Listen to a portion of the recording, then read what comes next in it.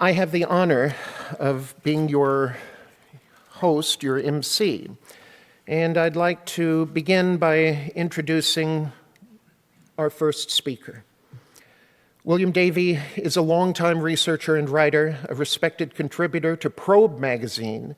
He's been published as an essayist and reviewer, is the author of a monograph on Clay Shaw, which he further developed into his illuminating and much admired work, Let Justice Be Done, New Light on the Jim Garrison Investigation.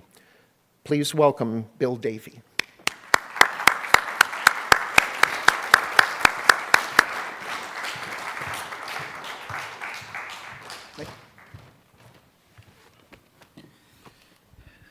Thank you, Alan. Thank you, Lee. And good evening, everybody. Just give me a second to get settled here and get my eyes on.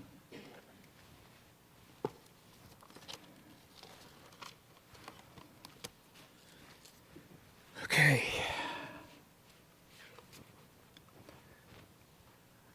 All right. The topic of my presentation tonight are the new documents in the season of inquiry. And by the season of inquiry, I'm talking about essentially the 1970s. And it really was a season of inquiry. We had Watergate, of course, the Pike Committee, the Rockefeller Commission, the Church Committee, and the House Select Committee on Assassination. And it seemed like at the time, the politicians in the country in general were more interested in uncovering the deep political state, pardon the term. Present company excluded, of course. So we're going to go into some of the documentary evidence, but oftentimes when I've given talks to, say, a less sophisticated audience, just started off, I've asked the question, what do you feel is the government's official position on the JFK assassination? And people will say something like, well, Oswald did it, or that Warren Commission thing. And I say, no, that's not the official position at all. The official position of the federal government is that JFK was killed by a conspiracy. And it's right there. It's in that is the copy, or it's right here. It is the final report of the House Select Committee on Assassinations. And God knows there's all kinds of problems with the HCSA. You could do a whole symposium on some of the infighting and backstabbing and so forth. But that aside, they did do some good work, and a lot of that good work found its way into the report itself. So just want to take a quick look at some of the findings of the report. And I hate talking at people because everybody can read, but a few of these are worth noting. First, the committee believes, on the basis of the evidence available to it, that President John F. Kennedy was probably assassinated as a result of a conspiracy. Further, the committee found that to be precise and loyal to the facts it established, it was compelled to find that President Kennedy was probably killed as a result of a conspiracy. Compelled to find. Pretty strong language, even though they keep slipping the probably in there. We're talking about the scientific evidence here. And the evidence available to the committee indicated that it was probable that more than one person was involved in the president's murder. That fact compels acceptance, again, with the compelling. And it demands a re-examination of all that was thought to be true in the past. Further, they conclude, neither Oswald nor Ruby turned out to be loners, as they had been painted in the 1964 investigation, and indeed in the media, ongoing, as a matter of fact. The committee found that the CIA Mafia Cuban plots had all the elements necessary for a successful assassination conspiracy: people, motive, means, and the evidence indicated that the participants might well have considered using the resources at their disposal to increase their power and alleviate their problems by assassinating the president. Again, talking about the scientific evidence, scientific acoustical evidence establishes a high probability that two gunmen fired at President John F. Kennedy. Other scientific evidence does not preclude the possibility of two gunmen firing at the president. And they're talking about the stuck open mic of the motorcycle policeman who essentially recorded the assassination as it happened. Further, in talking about the photographic evidence, a flesh tone comparison performed by analyzing measurements of color values, and this is on Willis photograph number 5. A flesh tone comparison performed by analyzing measurements of color values on an object located behind the west end of the retaining wall. This is on the grassy knoll.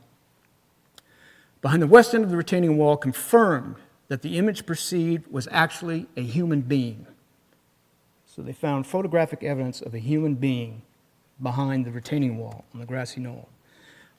The panel did perceive a very distinct straight line feature near the region of this person's hands, but it was unable to deblur the image sufficiently to reach any conclusion as to whether the feature was in fact a weapon. But they found a person, and they found what appeared to be a weapon behind the grassy knoll.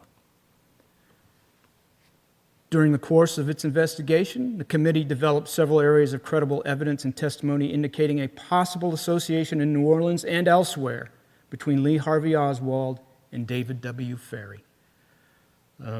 I'll assume most people know who David Ferry is, so we won't have to go down that road. A committee found that the Clinton witnesses, and this may require a little explanation. What they're talking about here is the town of Clinton, Louisiana, which is just outside of Baton Rouge, and it was uncovered during the Garrison investigation and the subsequent Shaw trial that Lee Harvey Oswald was seen in Clinton, Louisiana at a voter registration incident with not only David Ferry, but Clay Shaw as well.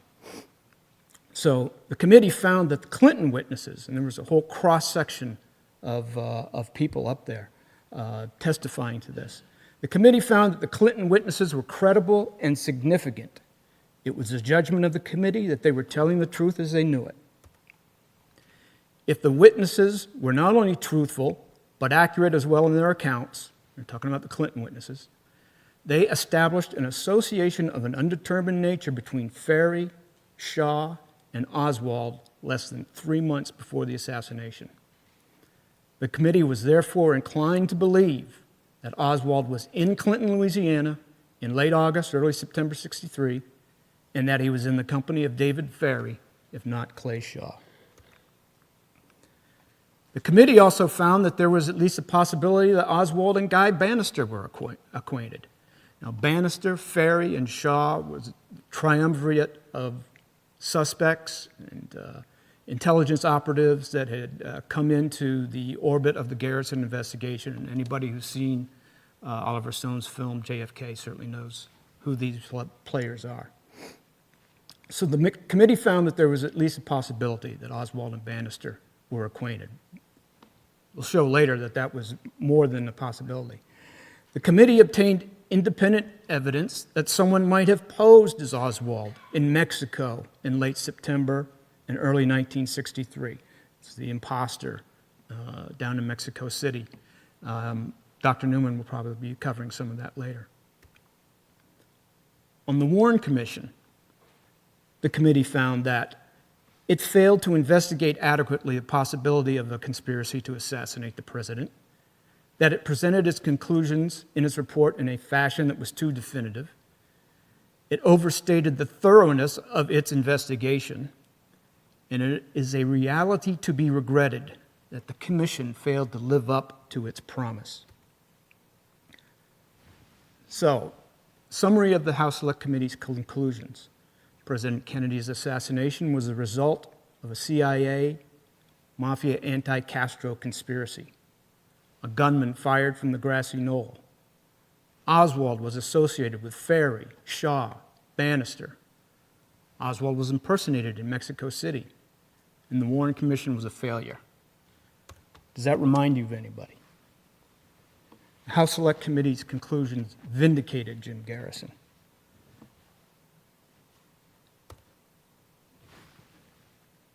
Further vindication of Garrison comes in the form of the Church Committee. And this is a rather misleading title document of Oswald in New Orleans. It's 155 pages, and there's very little in it on Oswald in New Orleans. Again, this comes from the files of the Church Committee.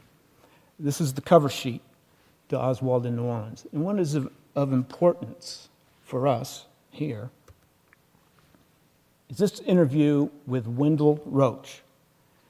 Now, Mr. Roach, at that time, was in charge of the INS in New Orleans, and that was the Immigration and Naturalization Service. It's since become part of DHS, known as ICE and Customs and Border Patrol. But back before 9/11, it was known as INS. And Wendell Roach was in charge of the New Orleans office. They interviewed Roach, and Justin, can I get this slide magnified up here on the laptop without messing things up?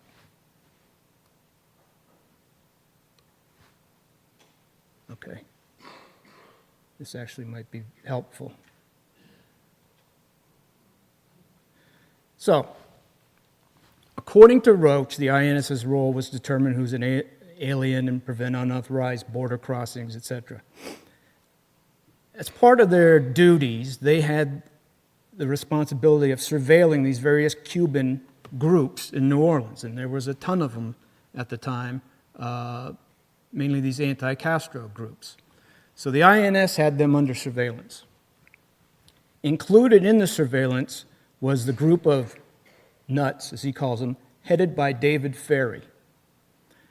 Roach knew the details of Ferry's dismissal from Eastern Airlines, his various sordid details of his private life, etc. And so as part of surveilling these Cuban groups, they picked up surveillance on David Ferry, but because he was closely aligned with these anti-Castro groups. But as they were surveilling Ferry and the anti-Castro groups, they picked up surveillance of Lee Harvey Oswald. And as we can see here, Roach revealed that during the course of their surveillance, they picked up Lee Harvey Oswald going into the offices of Ferry's group. The offices of Ferry's group was at 544 Camp Street, which was Guy Bannister's office. And Oswald had used that address, had stamped that address on the literature that he was handing out in New Orleans. So he was seen going into the offices of Ferry's group, Bannister's office, and Oswald was known to be one of the men in the group. Here you have an investigative body of the United States government in the person of Wendell Roach admitting that in the course of their surveillance, routine surveillance, they picked up David Ferry associating with Lee Harvey Oswald, and the two of them going into Guy Bannister's office. Let's see if we can, okay, blow this up a little bit. He also said that the anti-Castro Cubans had been trained by a 6-foot ex-Marine out at Lake Pontchartrain. He could be referring to Jerry Patrick Hemming here. Just throw that out there because he mentions, he sort of goes out of his way mentioning a 6-foot ex-Marine. His take on Garrison was that Garrison had something. I read his reports in the newspaper, and they were correct. He received good intelligence, whether he was using it for politics or not. Roach noted that Garrison was all eyes and ears in the French Quarter. Further, he adds a little something extra to the Oswald story. When Oswald was arrested for the street scuffle with Carlos Bringuer in the summer of 1963, he was taken into custody, and as the official record shows, first thing he did, he asked for an FBI agent, which was suspicious in and of itself. But there was an extra part of the story that hadn't been revealed, at least I had never heard of it until I found this document. And that is, when they took him into custody, Oswald would only speak in Russian. So when the NOPD had him, they assumed he was a Russian. So they called INS, who would have, of course, they would have responsibility for foreign aliens and so forth. So one of Wendell Roach's associates, this guy Smith, went to the police station, and he recognized Oswald as being part of the Bannister Ferry group. And said, "Look, this guy's an American." Once Oswald had been outed, he stopped with the Russian, and it was then, at that point, he asked to see an FBI agent. But it was not until the INS guy had come in and said, "We recognize him from our surveillance of David Ferry and Guy Bannister." This one is, we can probably skip this one. It's just the end of this. So, when the church committee investigators finally tracked down Wendell Roach, when they finally got a hold of him, this is what he said: "I've been waiting 12 years for you guys. I've been waiting 12 years to talk to someone about this." No one had ever bothered to run him down, talk to him. Maybe he didn't volunteer the information either, but it's rather shameful that the FBI and the Warren Commission, who were assigned to investigate the New Orleans angle, didn't even come across this. And this is a representative of the federal government. So let me just blow this up. So as they were interviewing him over the phone, the church committee investigator was letting him go on, and Roach began talking about Oswald. He said, "I saw him around frequently, and I recalled that he had an office in," and as you can see, the interviewer cut him off. And I'm thinking to myself, what are you doing? Oswald was just obviously getting ready to say, Roach was getting ready to say that they had seen Oswald he had an office in Guy Bannister's building. That was obviously where he was going with that. But the investigator cut him off. Unfortunately, that is about it in the files for Wendell Roach. I could not find any more follow-up from the church committee, and there was no transition of this evidence over to the House Select Committee. And it's just a shameful lack of follow-up on these committees, in that we've got a body of the federal government, the INS, who had seen Oswald in the company of David Ferry and Guy Bannister. And again, vindicating what Jim Garrison had been saying all along. Now, what I want to do here is shift gears a little bit, in that I'm going to talk about, again, this is out of the files of the church committee, because I think that's been an unmined area for a lot of researchers. This is a testimony of Scott Breckenridge.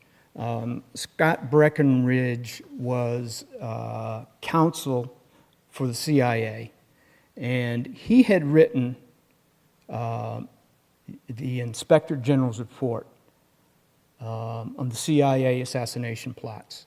It was written by Breckenridge and Greer and signed off by the IG Ehrman. And It came out of a Drew Pearson column that had appeared in the Post at the time. It was in response to a newspaper column by Drew Pearson, which had talked about Castro plots and how they may have backfired on the president, and Bobby Kennedy may be haunted by this. But at any rate, the IG began their investigation of the assassination plots against Castro. And this is some of what they came up with in the testimony of Breckinridge. First of all, he states that the only person to have seen the report was Richard Helms. It was written for Helms. Ehrman was the Inspector General who signed off on it, and Greer was the other author of it. Helms returned the report to the Inspector General. What actually happened was they had one original and one copy. Helms ordered the copy destroyed, and the one original got put in Helms's safe at CIA headquarters. It left one copy of the IG report. For obvious reasons, Helms did not want that getting out. First of all, Helms didn't like the report. He didn't like one of the IG's conclusions was that they had concluded that elimination of a dominant figure in government will not necessarily cause the downfall of the government. So in other words, they were saying assassination will not necessarily cause the downfall of government. Helms didn't like that. He liked assassinations. He thought it could lead to the downfall of the government. Further on, they're talking about phase 1 and phase 2 plots against Castro. Phase 1 were the CIA mafia plots pre-JFK and ended under Eisenhower. Phase 2 were also CIA mafia plots, began around November 61, sometime between November 61 and April 62. And this is the William Harvey, ZR rifle type plots. Some of the earlier plots to assassinate Castro were concurrent with the Bay of Pigs invasion. So in other words, at the Bay of Pigs operation, a major component of that was the assassination of Castro. This information was never shared with the president. As it goes on here, yes, was that ever authorized by the White House, the president, and the Department of Defense? Answer, we have no record for it. Castro assassination plots at the Bay of Pigs, not authorized. This goes on, this speaks again about the Bay of Pigs and the assassination plots. Breckinridge says, I don't think we ever found a clear record of the original authorization.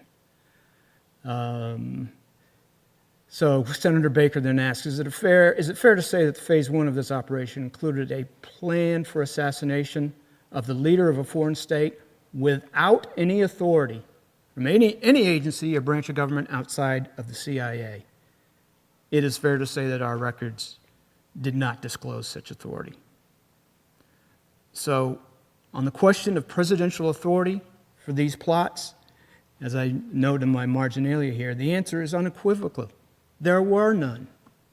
The president did not authorize any of this activity, and this is coming right from the CIA's own Inspector General report. That's why this is key, I believe. Further, they're talking about Sheffield Edwards. This is the briefing of phase 2 by Helms and Sheffield Edwards to Robert Kennedy. They told him at the time that phase one was obviously pre-JFK and had stopped, and at phase two, they did not notify him about, even though it was an ongoing operation. They told him that there were no current assassination plots. And then they're asking who within the CIA approved the making of these false statements to Attorney General Kennedy, making of the false statements to RFK. Sheffield, Edwards, and Helms knew and approved of making false statements to RFK. This would indicate that Colonel Edwards knew and that Mr. Helms knew, and knew that they were making false statements to RFK when they told him that phase one had been switched off, and at phase two, there was no phase two going on. Let's see what we have here. This is CIA Director McCone. He had not been advised of any of the CIA assassination plots. In other words, they were worried that he would have stopped the assassination plots had he known, McCone. The answer is yes. So they didn't tell him. He was just the director of the CIA. So Helms and Sheffield Edwards and Harvey withheld all this information from the CIA director. Outside of phase one and phase two, there were other Castro assassination plots. As you can see, Breckinridge says yes in response to that.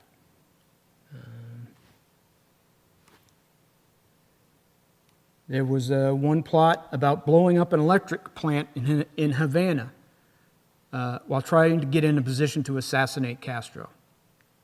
That was an adjunct to these phase one and phase two plots. Sort of off the books, off the shelf kind of thing. There was another CIA plot where there was an assassin who tried 3 times and didn't get into Cuba. After the Bay of Pigs occurred, he went on to some other activity. And that was all that Breckinridge had. But the CIA, there were other CIA plots to kill Castro prior to the Bay of Pigs, with this one assassin trying 3 times. Moving on here.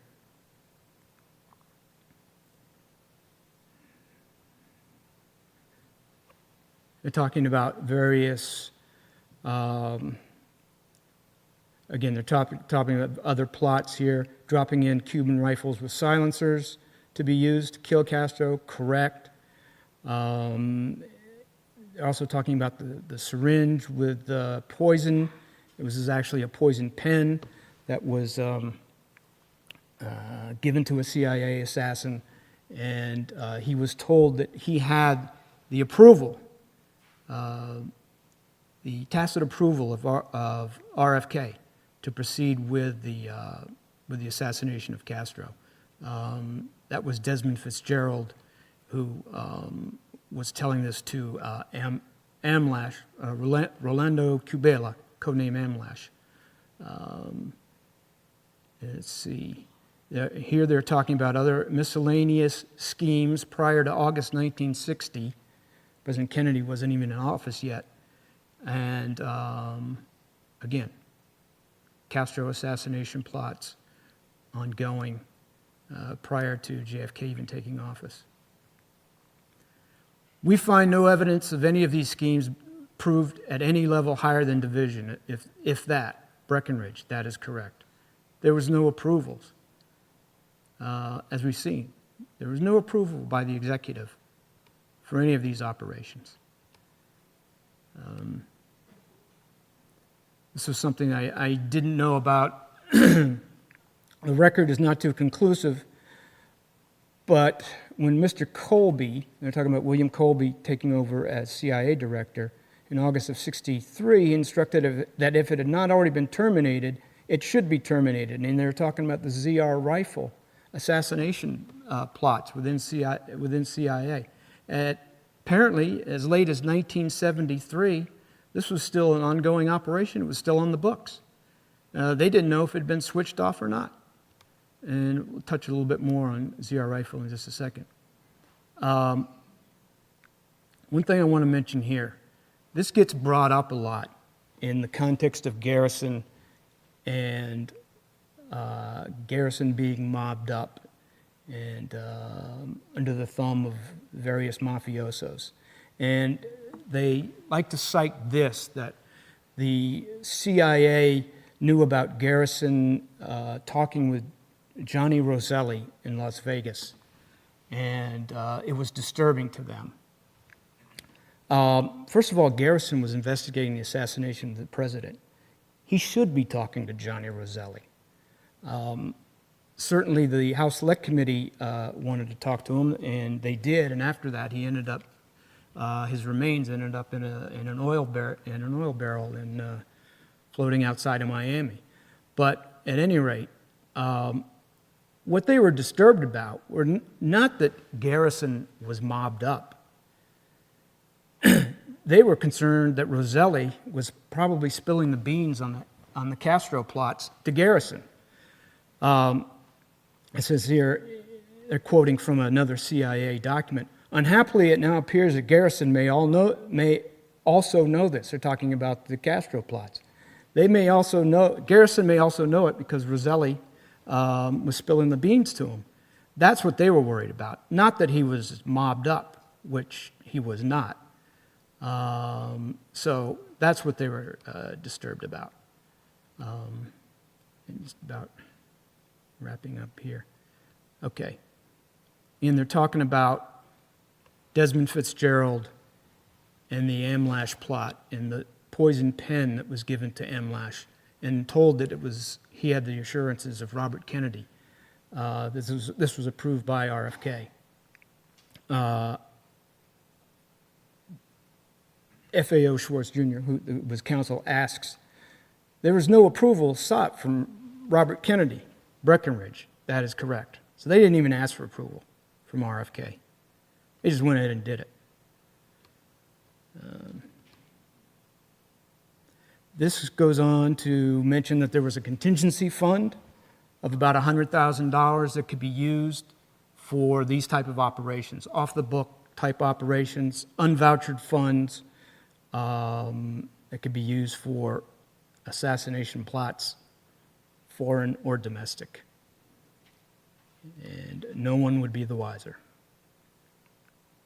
This is actually one of the pages from the IG report itself. And in the report, they ask, can the CIA state or imply that it was merely an instrument of policy? CIA, not in this case. While it was true that Phase 2 was carried out in an atmosphere of intense Kennedy pressure, such is not true of the earlier phase. Phase 1 was initiated in '60 under the Eisenhower administration. And again, Phase 2 was never revealed to RFK or JFK. That's just the second page of that. And just want to move on quickly. I mentioned the ZR rifle program. That was the assassination program run by William Harvey. This is a document. This is from the CIA. And in 1976, probably as the HCSA was ramping up, they did a review of the ZR rifle file. And in so doing, they found these various ZR rifle files. And note the early dates pre-JFK. There's a ZR Rifle Administrative Financial folder dated October 13th, 1960. And they're talking about using one of their assets, QJ Win, back in 1959. So as you can see, the ZR Rifle program predates JFK by quite a significant period. And that's just a continuation of that. Moving on quickly here, so I want to be mindful of time. Hale Boggs was a member of the Warren Commission. He was a congressman from New Orleans. And a lot of people like to cite him as one of the Warren commissioners who didn't believe the conclusions, didn't believe the magic bullet theory. Well, the FBI released these documents, and in 1967, Boggs asked for a meeting with Deke DeLoach, who was J. Edgar Hoover's right hand, if you will. And he met with Boggs in Boggs's office. And Boggs stated that Garrison was making New Orleans and Louisiana the laughingstock of the world. And he, Boggs, next praised the FBI and indicated that he had always been completely satisfied regarding the FBI's thoroughness. He said that Garrison had nothing, he wanted to be certain that Garrison had nothing which might bring disgrace upon him, Boggs, in his home state, etc. So here, Boggs has reread much of the Warren Commission report just to make absolutely certain there were no loopholes. He stated he had found none. So Boggs was no advocate of the Warren Commission, and he was certainly no advocate of Garrison as he was informing on him to the FBI.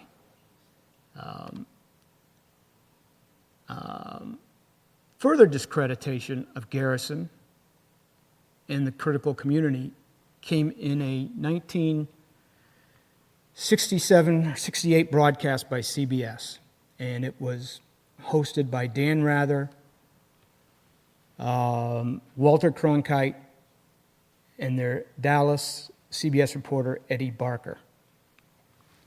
It turns out that Eddie Barker was an FBI informant.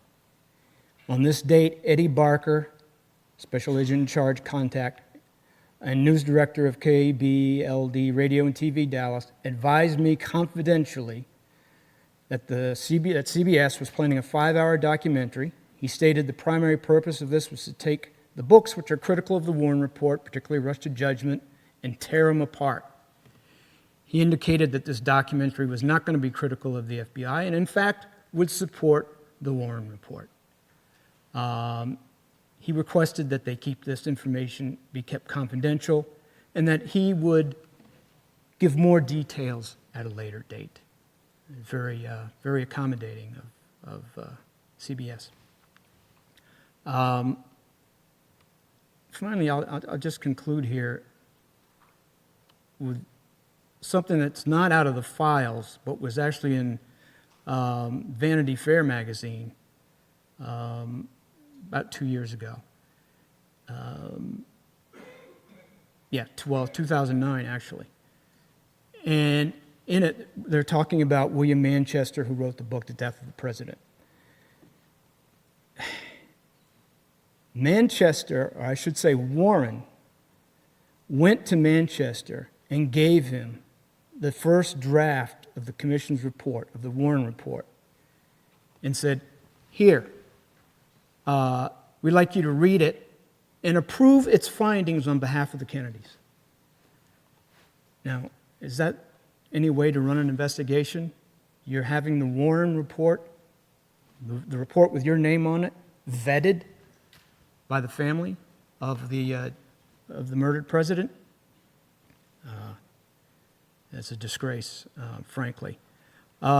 This I apologize for the illegibility of, but this was an article from a magazine called Marin Life from 1977. It was written by a reporter named Richard Rasnikoff.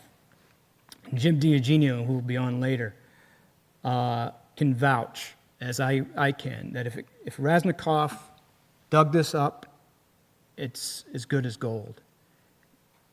And what he's revealed, and it's a little hard to read.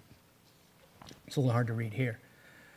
Earl Warren had attended a judicial conference in the state of Florida. At that conference, he confided to Rasnikoff's source, who was a federal judge, that and a friend of Warren's, that he, Warren, was ashamed of himself and of what the commission had done, and that the whole thing had been a whitewash, and he had been coerced into it by President Lyndon Johnson, which we knew. So again, this is from an unnamed source, but I have every confidence in this reporter, Richard Raznikoff. If he's got a source that said it, I can be pretty damn sure that that he said it. So you even have Earl Warren, the man whose name is on the cover of the Warren Report, revealing that the whole thing was a cover-up, a whitewash, and that he was actually ashamed.